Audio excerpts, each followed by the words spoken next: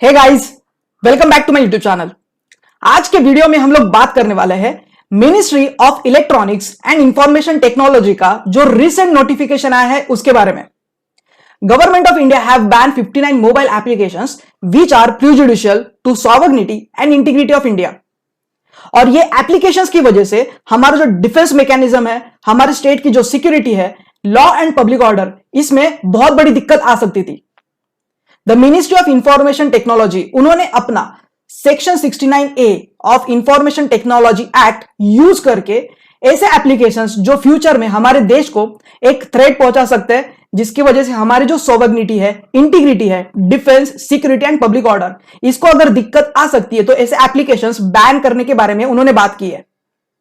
अगर आप पिछले डिकेड्स देखते हो, पिछले 2 डिकेड्स अगर आप देखते हो तो इंडिया ने टेक्नोलॉजिकल एक बहुत अच्छा एडवांसमेंट किया है, specifically in A digital space. अगर आप नंबर ऑफ मोबाइल यूजर्स देखते हो तो इंडिया में बहुत ज्यादा है। सिंस हमारा जो ओवरऑल पॉपुलेशन है that is around 135 crore, like 140 crore के आजू बाजू में है, तो सर्टनली बाय डिफॉल्ट इतना बड़ा लोगों का डेटा हमारे पास अवेलेबल है। तो गवर्नमेंट के पास सबसे बड़ी चैलेंज कौन सी है? Data security of safeguarding the privacy of 130 crore Indians. Right to life है ना, ये एक हमारा फंडामेंटल राइट है। तो उसके हिसाब से अगर आप देखते हो तो राइट टू प्राइवेसी ये भी हमारे लिए एक महत्वपूर्ण बात हो जाती है। अभी अगर आप देखते हो तो गवर्नमेंट ऑफ इंडिया को ऐसे बहुत सारे कंप्लेंट्स आए थे फ्रॉम वेरियस सोर्सेस, जिसमें बहुत सारे रिपोर्ट्स बनाए गए थे। ये रिपोर्ट्स के हिसाब से ऐसी बात सामने आई कि ये जो मोबाइल एप्लीकेशंस है जो एंड्रॉइड आईओएस प्लेटफॉर्म पे मिलते हैं, वहां से जो यूजर्स है उनकी इंफॉर्मेशन इजीली चुराई जा सकती है, और ये जो डेटा है वो ट्रांसमिट किया जाता है अनऑथराइज्ड मैनर में to the servers which are located outside India. अभी अगर आप देखते हो तो इसकी वजह से हमारा जो देश का एक सिक्योरिटी है उसको एक बहुत बड़ा थ्रेट आ सकता है। तो अलग अलग तरीके से ये डेटा को बेचा जा सकता है, डेटा को माइन किया जा सकता है, एंड ऐसे एलिमेंट्स को यूज किया जा सकता है that are very hostile to our national security and defence of India. तो जिसके वजह से एक सॉवरेनिटी, हमारे देश की जो सॉवरेनिटी है, that is our rights to decide our faith by our own, by terms and conditions which are required to our country.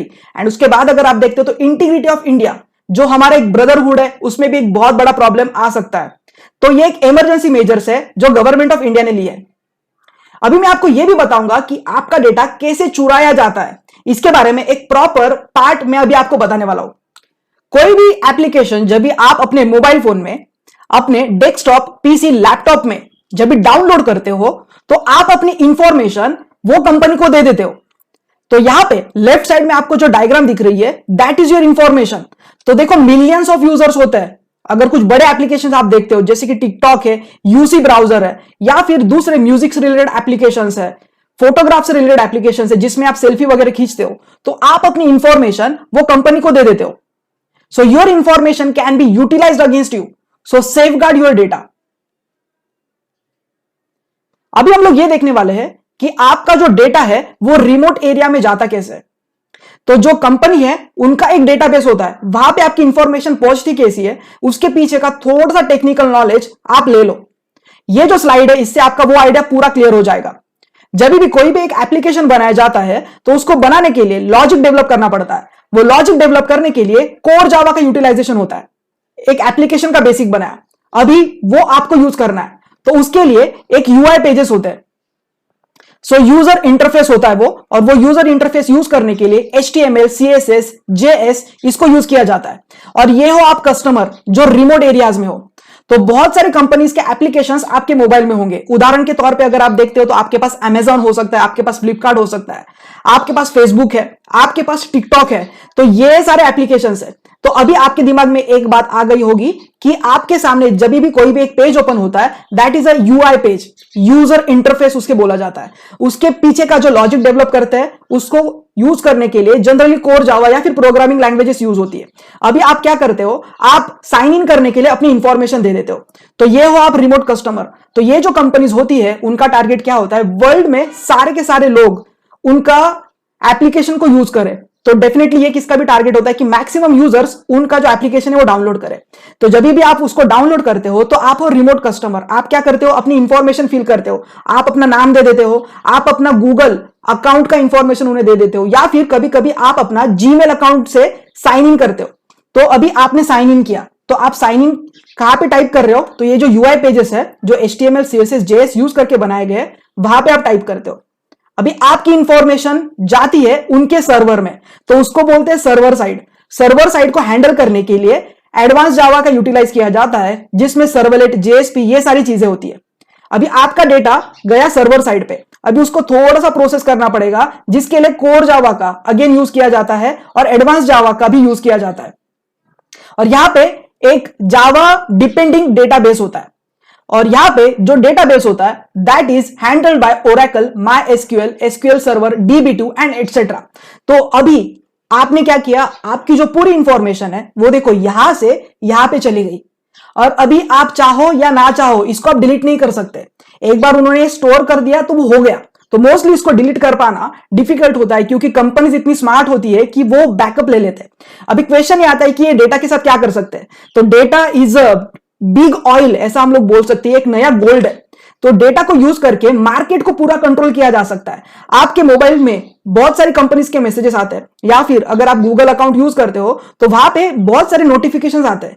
आप गूगल पे जाके सिर्फ टाइप करो कोई भी एक मूवी का नाम, तो जब भी आप नेक्स्ट टाइम टाइप करोगे गूगल पे जाओगे तो बहुत सारी मूवीज अपने आप आपको दिखाई देंगी। मतलब लाइक आप सोच भी नहीं रहे थे, आप एक गेम का नाम सिर्फ टाइप करो, नेक्स्ट टाइम जब आप गूगल पे जाओगे तो डेफिनेटली उनके पास आर्टिफिशियल इंटेलिजेंस, मशीन लर्निंग के इतने स्ट्रांग एल्गोरिदम्स होते हैं कि वो आपका पैटर्न पहचान लेते हैं।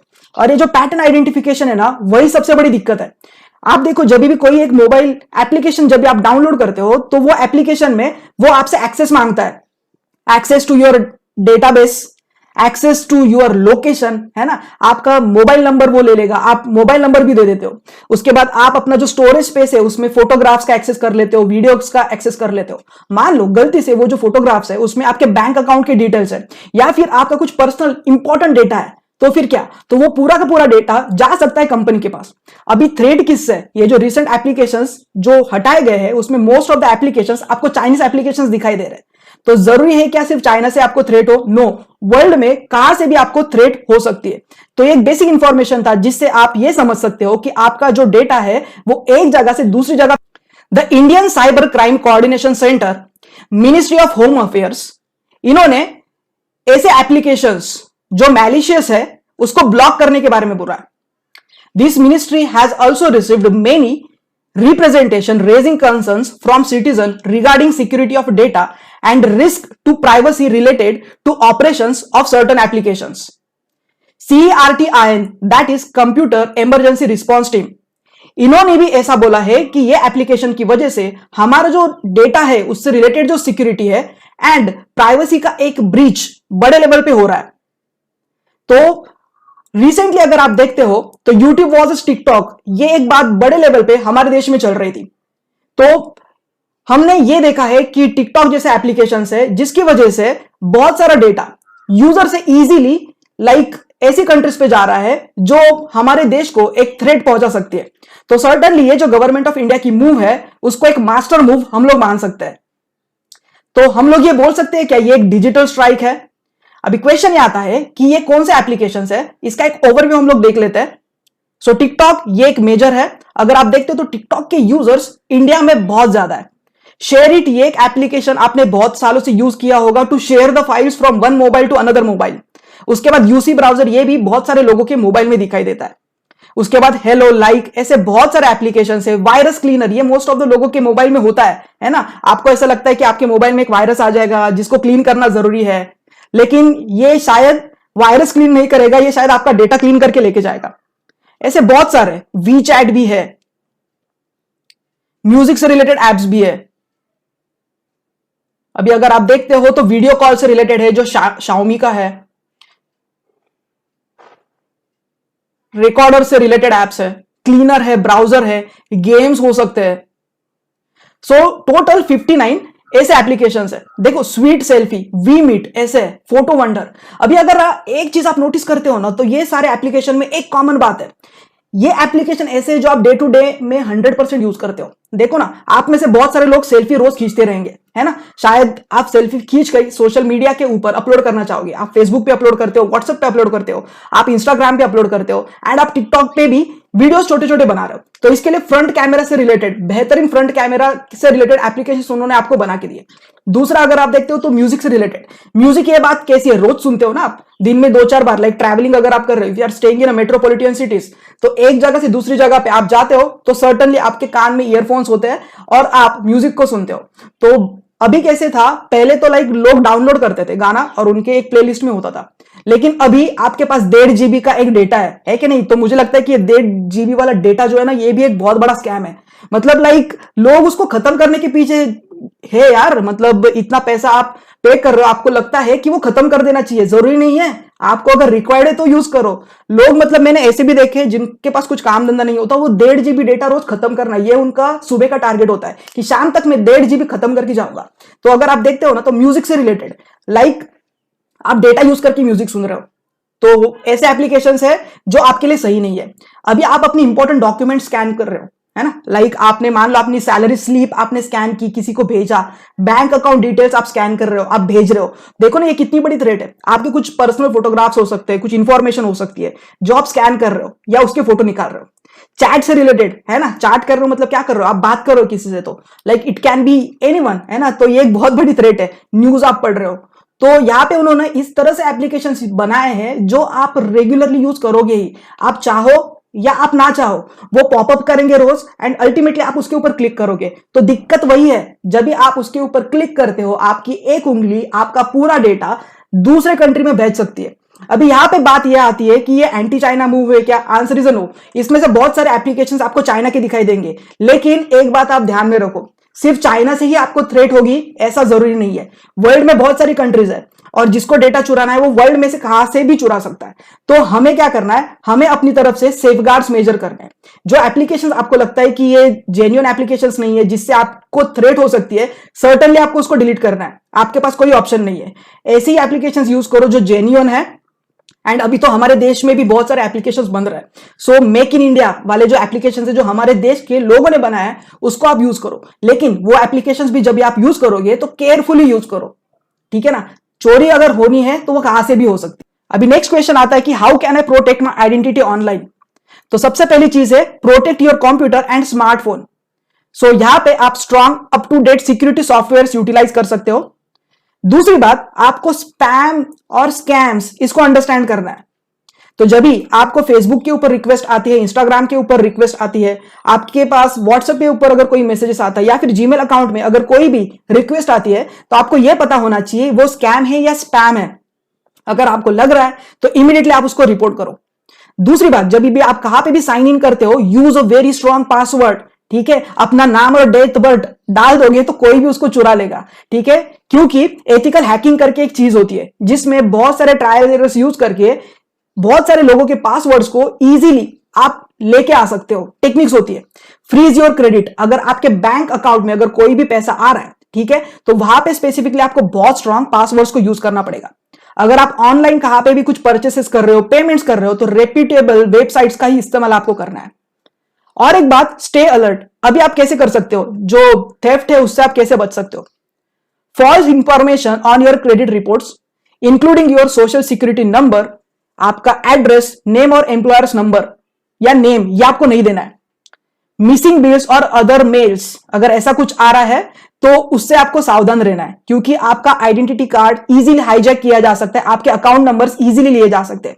कभी कभी आपको ऐसा मेल आता है कि आपका यहां पे पेमेंट बाकी है, ठीक है, और आप उसके ऊपर क्लिक कर देते हो। रिसेंटली ऐसा देखा गया है कि गूगल के एक्सटेंशंस का यूटिलाइजेशन करके बहुत सारा डेटा चुराया गया है। तो गूगल जैसी इतनी बड़ी कंपनी, वो भी अगर ये चीज संभाल नहीं पा रहा है, तो आप और मैं जनरल यूजर्स क्या करें। आपका जब भी नया क्रेडिट कार्ड आता है तो वो टाइम पे आपको केयरफुली पासवर्ड सेट करना है। एंड कभी कभी आपको बोला जाता है कि 50,000 रुपीज आपके अकाउंट में ट्रांसफर किए जाएंगे, है ना, और आप क्या करते हो, उसके ऊपर क्लिक कर देते हो। तो don't apply for it. Having a credit approval denied और being subjected to high interest rates for no apparent reason. आप अलग अलग तरीके से कॉल रिसीव करते हो, आपके पास ड्यू बिल से रिलेटेड होता है, या फिर आपको बोला जाता है कि आप यहां पे लॉटरी जीत गए हो, है ना। तो ऐसे आपका डेटा इजीली चुराया जा सकता है।